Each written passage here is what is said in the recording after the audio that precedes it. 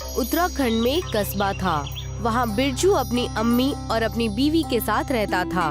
बिरजू एक होनहार और मेहनती लड़का था। पूरे खानदान का ख्याल रखता था। बिरजू अपना घर चलाने के लिए ट्रेन में समोसे बेचने का काम करता था। हर रोज बिरजू की बीवी लता बिरजू को समोसे बनाकर दिया करती थी। एक दिन बिरजू समोसे को लेकर ट्रेन में पहुंचा। समोसे समोसे, गर्मा गर्म समोसे, ताजे ताजे समोसे, समोसे। भाई साहब समोसा लेंगे क्या? गरम है? नहीं, मैं समोसा नहीं खाता, डाइट पर हूँ। डाइट पर है? ये क्या होता है? किसी स्टेशन का नाम है क्या? नहीं नहीं, किसी स्टेशन का नाम नहीं है। जब इंसान अपना वजन कम करना चाहता है तो डाइटिंग करने लगता है। डाइट पर आदमी कम खाता है। इसका मतलब तो हम गरीबों का हर रोज डाइट चल रहा है। खरीदारों को समोसे बेचने के बाद बिरजू के पास थोड़े से ही समोसे बचते हैं। शाम का वक्त हो चुका होता है।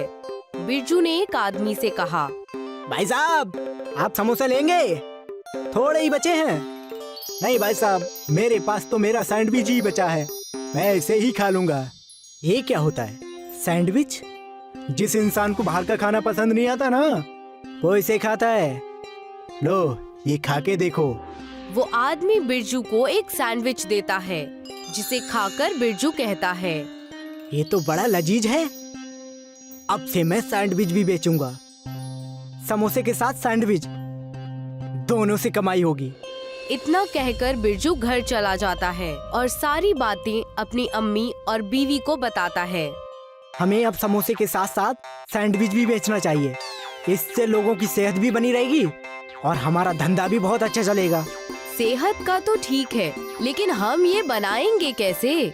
और हमारी आमदनी नहीं हुई तो? लता सही कह रही है। बिरजू बेटे, एक काम करना, कुछ दिन तुम सिर्फ सैंडविच ही बेचना समोसे की जगह। शायद हमारा धंधा चल जाए। मैं कल से ही आपको सैंडविच बनाकर देने लगूंगी।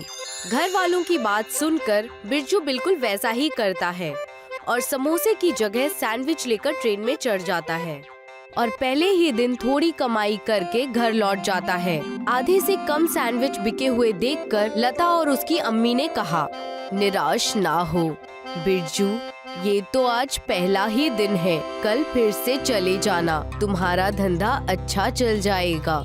कल की तैयारी मैंने आज ही कर ली है। हम जैसे तरह तरह के समोसे बेचा करते थे, वैसे ही हम कल से अलग अलग तरीके के सैंडविच बेचेंगे। अलग तरीके? कैसी सैंडविच बेचेंगे? कहना क्या चाहती हो तुम? हम कल पहाड़ी सैंडविच बेचेंगे। पहाड़ी सैंडविच यानी ऐसी सैंडविच इस एक सैंडविच से पूरे खानदान का पेट भर सके, ऐसा सैंडविच होगा। लेकिन बहू, इसका खर्चा हम कैसे देखेंगे?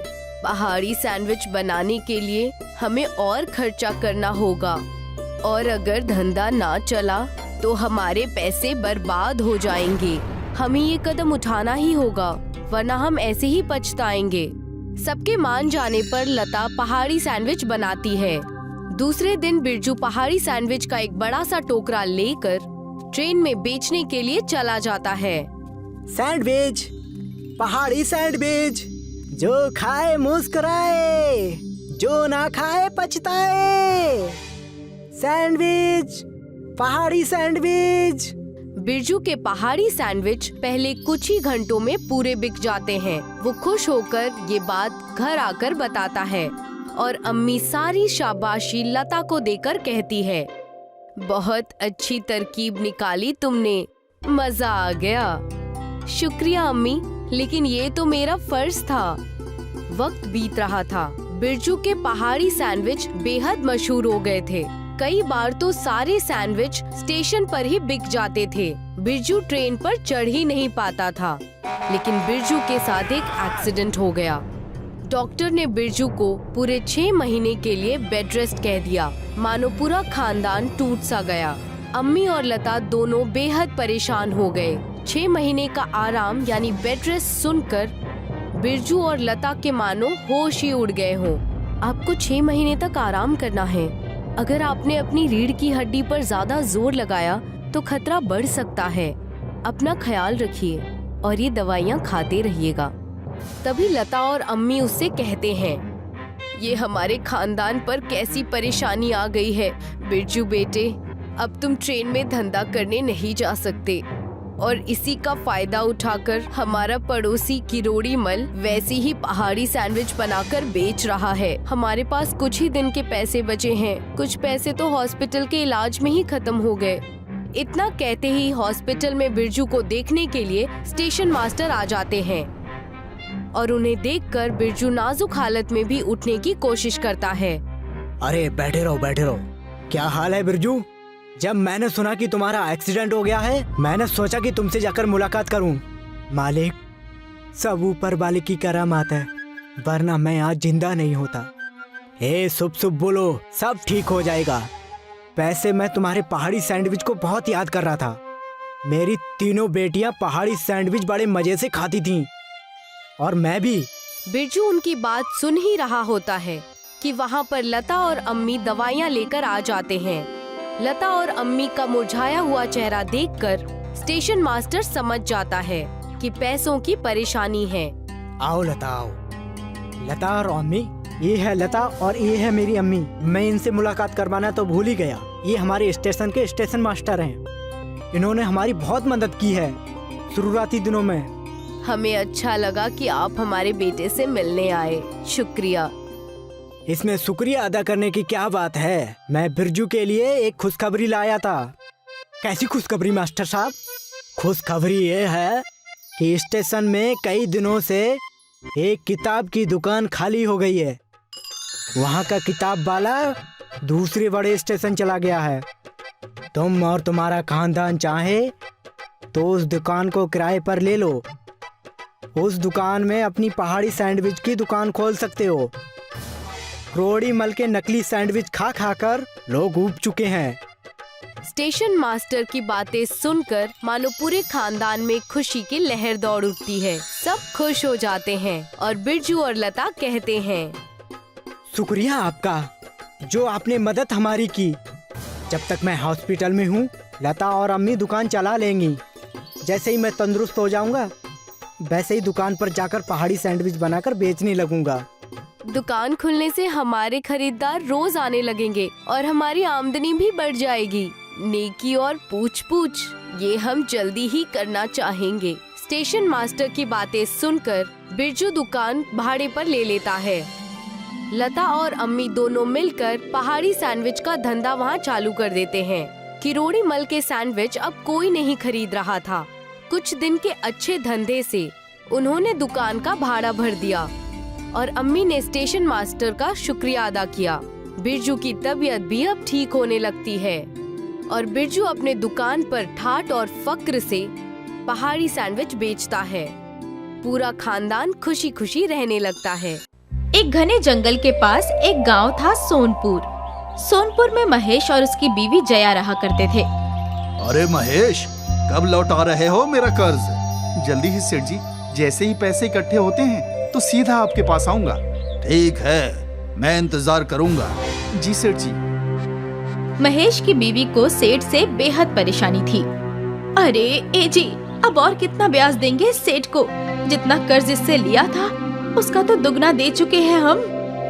मालूम नहीं, ये सब मेरी समझ से बाहर है। मुझे तो बस इतना इल्म है कि अगर हमें इस घर में रहना है तो हमें सेठ जी को पैसे देने ही होंगे। ठीक है। एक मर्तबा की बात है, महेश ने जंगल में एक बड़े दरख्त का सौदा किया। उससे काफी अच्छे पैसे मिले। जब वो घर लौटा, अभी जाकर ये पैसे सेठ जी को दे आता हूँ। अरे अरे, सारे पैसे उनको देने की क्या जरूरत है? आधे हम रख लेते हैं ना। लेकिन क्यों? क्यों क्या? मेरे बदन पर एक भी जेवर नहीं है। कम से कम इन पैसों से एक बाली खरीद लो। और अगर सेठ जी को इल्म हुआ तो वो नाराज होंगे। उन्हें कौन बताएगा? ठीक है, मैं बाली खरीद लाता हूँ। महेश ने एक सोने की बाली खरीद ली और बचे हुए पैसे लेकर वो सेठ के पास गया। अरे वाह वाह, आज तो तेरी कमाई अच्छी हुई है। हाँ सेठ जी। तू ऐसे ही ईमानदारी से पैसे लाकर देगा तो जल्द ही तेरा घर तेरा हो जाएगा। और कितने पैसे देने हैं सेठ जी? बस 20,000 और। ठीक है, उम्मीद है जल्दी ही दे दूंगा। महेश यहाँ से अपने घर गया। मेरी बाली लाए क्या? हाँ, ये लो। लेकिन मुझे लगता है मुझे सेठ जी को पैसे दे देने चाहिए थे। वो क्यों? बस 20,000 ही तो बचे हैं। ये बाली नहीं लाता तो 10,000 ही बचते। कोई बात नहीं, अगली बार कमाओगे तो दे देना। फिलहाल मैं ये बाली पहन रही हूँ। बाली पहनकर जया बेहद खुश थी। वो अपनी सोने की बाली दिखाने अपने पड़ोसन के पास गई। अरे शीला, ये देख, मेरे शौहर मेरे लिए सोने की बाली लाए हैं। ये तो बहुत अच्छी है बाजी, है ना? जया ने गांव की हर औरत को अपनी बालियां दिखाई। और रात को जब जया सो रही थी तो एक चोर ने जया की बालियां चुराई और वहां से फरार हो गया। अगली सुबह, हे राम, मेरी बालियां! हे भगवान, मेरी बालियां चोरी हो गई। तुमने अपनी बालियां किसे दिखाई थी? किसी को नहीं, बस शीला को, विमला को, प्रभा को। पूरे गांव भर में तो मुनादी कर दी और बोलती हो कि किसी को नहीं दिखाई। तुम्हारा तो दिमाग ही घुटने में है। इससे तो बेहतर था कि मैं ये पैसे सेठ जी को दे देता। अहमक औरत।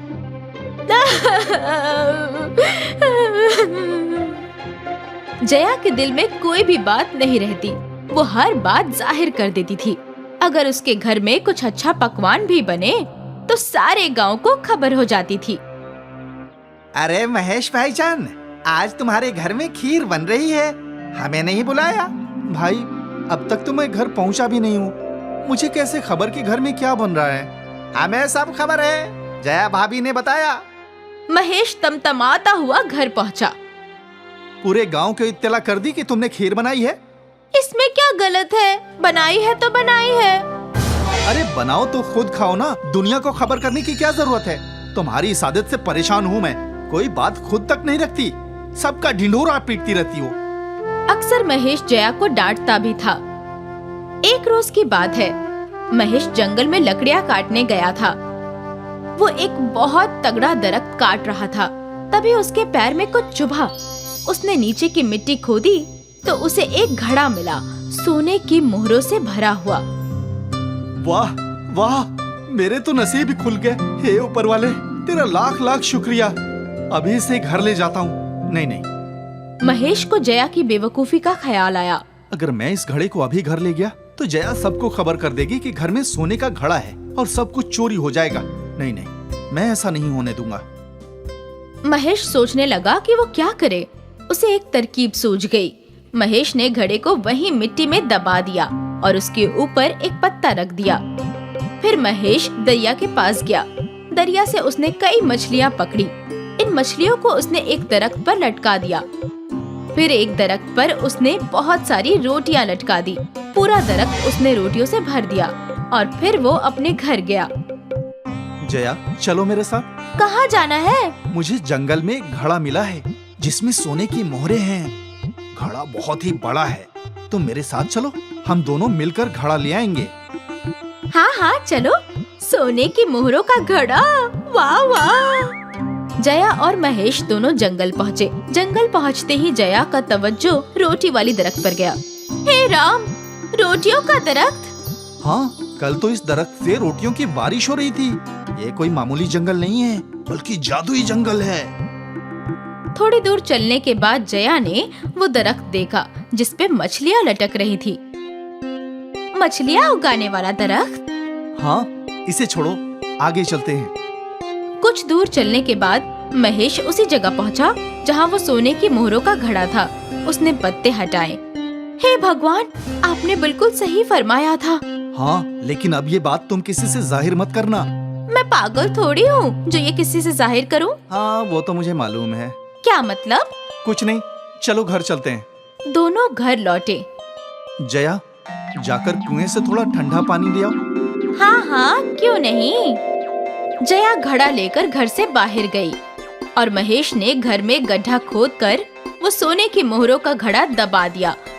यहाँ कुएं पर जया को अपनी पड़ोसन शीला मिली। क्या बात है, आज बेहद खुश हो? अब क्या बताऊं, हमारे तो नसीब ही खुल गए। ऐसा क्या हो गया? हमें जंगल में सोने की मोहरों से भरा घड़ा मिला है। क्या? तुम किसी को बताना मत। हाँ हाँ हाँ, लेकिन औरतों की बातें कभी रुकी है? शीला ने ये बात आग की मानिंद फैला दी। सेठ जी को भी इस बात की खबर हो गई और सेठ जी सारे गांव वालों के साथ महेश के घर के बाहर पहुँचे। अरे ओ महेश, अरे बाहिर आ। अब क्या हुआ सेठ जी? तुझे इल्म नहीं कि क्या हुआ? तुझे सोने की मोहरों का घड़ा मिला है जो तू सारे गांव वाले से छुपा रहा है। सोने की मोहरों का घड़ा? वो भी मुझे? ये आपसे किसने कह दिया? और कौन कहेगा? तुम्हारी बीवी पूरे गांव वालों से कहती फिर रही है। सेठ जी, मेरी बीवी दिमाग से थोड़ी सी खिसकी हुई है। अगर झूठ लगे तो उसी से पूछिए कि वो कब जंगल गई और क्या क्या हुआ। ठीक है जया, बताओ जंगल में क्या क्या हुआ? हम लोग जंगल पहुँचे। अब मामूली जंगल नहीं, जादुई जंगल। वहाँ एक दरख्त पर रोटियां लटकी थी, करिश्मा था। फिर हम आगे बढ़े तो दूसरी दरख्त पर मछलियाँ लटकी थी और जब हम और आगे बढ़े तो हमें वहाँ पर सोने की मोहरों का घड़ा मिला जो हम घर ले आए। सुना सेठ जी, अगर यकीन नहीं होता तो मेरे घर की तलाशी ले लीजिए। भोला, जा जरा देख घर में कुछ है क्या। सेठ जी के मुलाजिमों ने घर की तलाशी ली, लेकिन उन्हें कहीं भी मोहरों का घड़ा बरामद नहीं हुआ। अब तो आपको यकीन हो गया ना? मेरे पास कोई सोना नहीं है सेठ जी। अगर होता तो मैं आपका कर्ज नहीं अदा कर देता। वो तो है। सेठ जी के साथ साथ गांव वाले चले गए। उनके जाने के बाद महेश के चेहरे पर मुस्कान आई। हाँ, अब आराम की जिंदगी जीऊंगा। कम से कम अब कोई जया की बातों पर यकीन तो नहीं करेगा और मेरा सोना महफूज रहेगा। अरे सुनिए, ये सब हकीकत में हुआ था ना, तो लोग मेरी बात का यकीन क्यों नहीं कर रहे?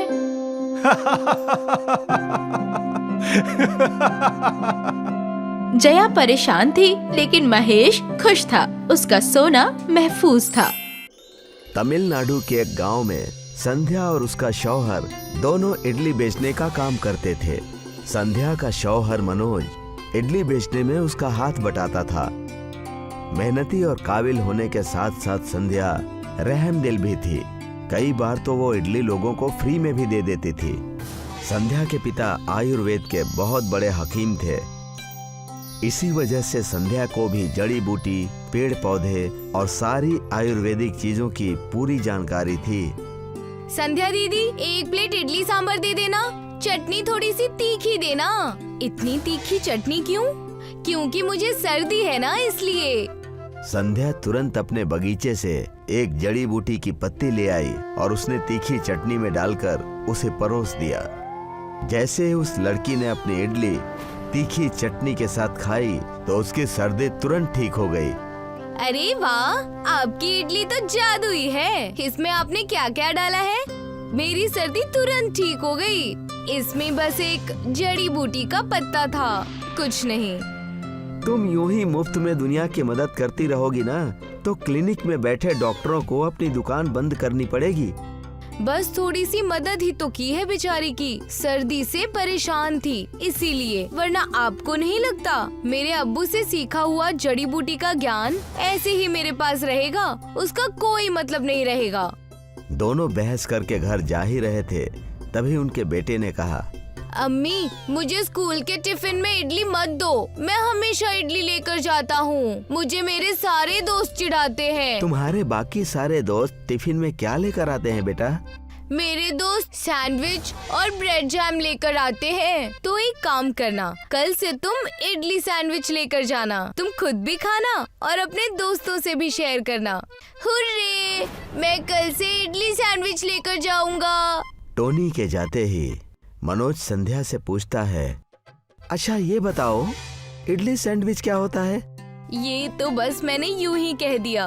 कल इडली ही दूंगी, बस कुछ पत्तियां डालकर। तुम भी ना कमाल करती हो। अगले दिन से संध्या फिर से अपनी इडली की दुकान खोल देती है। अच्छे ग्राहकी चल रही थी कि तभी मनोज उसके पास आया। संध्या, जल्दी से दुकान बंद कर दो, हमें यहाँ से निकलना चाहिए। शहर में एक बहुत बुरी बीमारी फैली है और धीरे धीरे गांव की तरफ आ रही है, और सरकार ने भी सारे कारोबार और बिजनेस बंद करके अपने अपने घर में रहने की सलाह दी है। ये अचानक कैसे हो गया? टोनी को मैंने अभी अभी स्कूल में छोड़ा। जाकर उसे लेकर आओ। सब अपने अपने घरों में कैद हैं और तुमने उसे स्कूल भेजा है। मनोज की बातें सुनकर संध्या हड़बड़ाकर अपने बच्चे टोनी को लेने स्कूल जा रही थी कि स्कूल की गाड़ी उनके घर के पास ही आ गई। चलो घर चलो बेटा। संध्या मनोज और टोनी के साथ घर चली जाती है और बचे हुए पैसे का राशन और कई सारी दूसरी चीजें, इडली का आटा और थोड़े से चावल दाल लेकर जैसे तैसे घर पहुंचती है। हमारे पास बस थोड़ा ही राशन बचा है। कितने दिनों तक घर में रहना है कुछ पता नहीं। हम तुम्हारे वालिदान से इस चीज की मदद क्यों नहीं ले लेते? उन्हें आयुर्वेद की इतनी समझ है, वो इन सब छोटी छोटी बीमारियों के बारे में झट से इलाज बता देंगे। मनोज के कहने पर संध्या अपने पिता को फोन लगाकर सारी तकलीफ बताती है। तब उनके पिताजी कहते हैं, इस तकलीफ का उपाय मैंने पहले ही तुम्हें बता दिया था। तुम्हें बचपन से ही जड़ी बूटियों की जानकारी है। अपने बगीचे से उन करिश्माई जड़ी बूटियों का इस्तेमाल करो और सारे बीमार लोगों को खाने में परोस दो। अपने पिताजी की बात सुनकर तुरंत ही संध्या अपने घर में वो किताब ढूंढने लगती है और वहाँ उसे उस बीमारी का इलाज मिल जाता है। तब बड़ी खुशी के साथ अपने शौहर मनोज के साथ ये बात कहती है, अब्बू ने जो जादुई जड़ी बूटी बताई है वो हमारे बागीचे में खूब सारी है। हम इसे अपने इडली सैंडविच में मिलाकर पूरे गांव और शहर को खिलाकर ठीक कर सकते हैं। तो देर किस बात की, हमें उस जड़ी बूटी से लोगों का इलाज करना चाहिए ताकि हम लोगों की मदद कर सकें। लेकिन हमारे पास कुछ ही दिनों का राशन है और अगर हमने इसे भी इस्तेमाल कर दिया तो हम आगे का क्या करेंगे? पता नहीं ये बीमारी कब तक रहेगी और कब तक नहीं। तुम आगे की फिक्र मत करो और अपने पिता की बताई जादुई जड़ी बूटी इडली सैंडविच में मिलाकर लोगों को दे दो। मनोज के इतना कहते ही संध्या अपने बगीचे से जादुई जड़ी बूटी, ऐसी जड़ी बूटी जो सिर्फ और सिर्फ अमली इंसान और उनके खानदान के पास ही होती है, उस जड़ी बूटी को तोड़कर संध्या ने अपने घर के आस पड़ोस वालों के लिए इडली सैंडविच बना दी। ये तो सिर्फ 4-5 घर के लिए है। अरे इतने में क्या होगा हमारा? जैसे ही लोगों को पता चलेगा जादुई इडली सैंडविच है, वो अपने घर से राशन और कई सारे खाने के सामान हमें देंगे। उन सब चीजों से हम और भी बनाकर रख लेंगे। आस पड़ोस के कई घरों में संध्या और मनोज ने इडली सैंडविच बांटे और जब लोगों ने इडली सैंडविच खाया तो बिल्कुल ठीक हो गए। उनका बुखार और उनकी बीमारी झट से गायब हो गई। आपके इस बड़प्पन से हमारा बच्चा बीमारी के चंगुल से निकल गया। मालिक आपका भला करे। हमें पूरे मोहल्ले और शहर को ठीक करना है। इसके लिए हमें आपके घर का राशन चाहिए।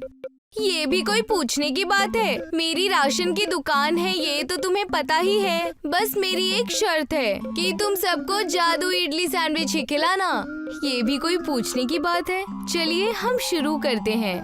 संध्या और मनोज उस औरत के राशन की दुकान पर जाते हैं और वहां जाकर इडली सैंडविच बनाने के सारे सामान लेकर आते हैं और उससे बहुत सारी इडली सैंडविच बनाकर पूरे गांव और कस्बे को खिलाते हैं।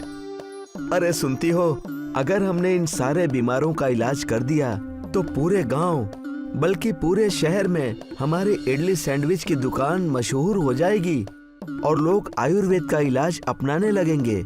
आपने बिल्कुल सही कहा। हम ये जादुई जड़ी बूटी इडली के अंदर डालकर उसका सैंडविच बना देंगे और सारा काम हो जाएगा। चलिए बिना देरी किए हम काम शुरू कर देते हैं। पूरे गांव में संध्या और मनोज हर एक घरों में जाकर ये करिश्माई इडली सैंडविच देते हैं और उनसे कहते हैं, ये लीजिए हमारी इडली सैंडविच खा लीजिए। इससे आपका पूरा खानदान तंदुरुस्त हो जाएगा और कोई भी बीमारी नहीं फैलेगी। जी मैंने बहुत सुना है इस इडली सैंडविच के बारे में और मैं जरूर खाऊंगा। संध्या उस आदमी को जैसे ही इडली सैंडविच देती है, वो आदमी अपने परिवार को खिला देता है और देखते ही देखते कुछ ही पल में उनकी बीमारी गायब हो जाती है। भगवान आपका भला करे। आप इतना नेक काम कर रहे हैं। हर एक परिवार से आपको दुआ मिलेगी। मैं तहे दिल से आपका शुक्रिया अदा करना चाहूँगा। संध्या और मनोज खुश होकर वहाँ से चले जाते हैं। सारा गांव उनके जादुई इडली सैंडविच के गुणगान करने लगता है। तुम अपने पिता को फोन करके शुक्रिया कह दो, उन्होंने हमें इस बीमारी से बचा लिया। मनोज की बात सुनकर संध्या अपने पिता को फोन पर धन्यवाद कहती है और पूरा परिवार खुशी खुशी अपनी इडली सैंडविच बेचने लगता है और अपनी जिंदगी बिताने लगता है।